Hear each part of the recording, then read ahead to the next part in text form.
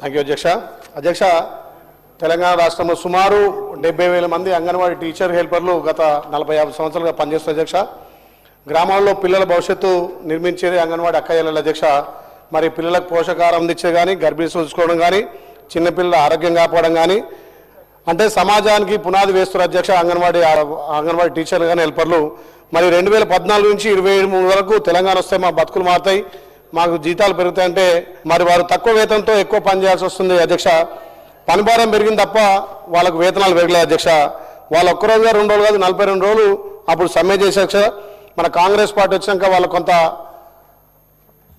ప్రభుత్వం పెంచుతుందనే ఆలోచనకు వచ్చి కాబట్టి అంగన్వాడీ సమస్యలను పరిష్కరించి గతంలో మనం మేనిఫెస్టోలో పెట్టిన అధ్యక్ష 18,000 రూపాయలు అంగన్వాడీ టీచర్లకు ఇస్తామన్నాం. కాబట్టి మన మేనిఫెస్టో ప్రకారం వాళ్ళకు ఇస్తే బాగుంటుంది. ఎందుకంటే గ్రామాలలో పిల్లలను చూసుకునే వాళ్ళు కాబట్టి వాళ్ళ పిఎఫ్ సౌకర్యం కూడా కల్పిస్తామని చెప్పి మాట ఇచ్చినాం.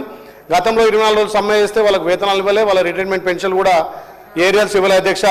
మరి దయచేసి అంగన్వాడీలో దృష్టిని వాళ్ళకు కూడా రిలీజ్ చేయాలి అధ్యక్ష.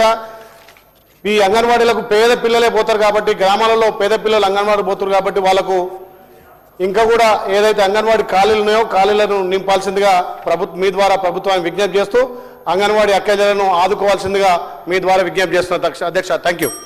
సభ్యులు చెప్పింది రాసుకున్నాం అధ్యక్ష.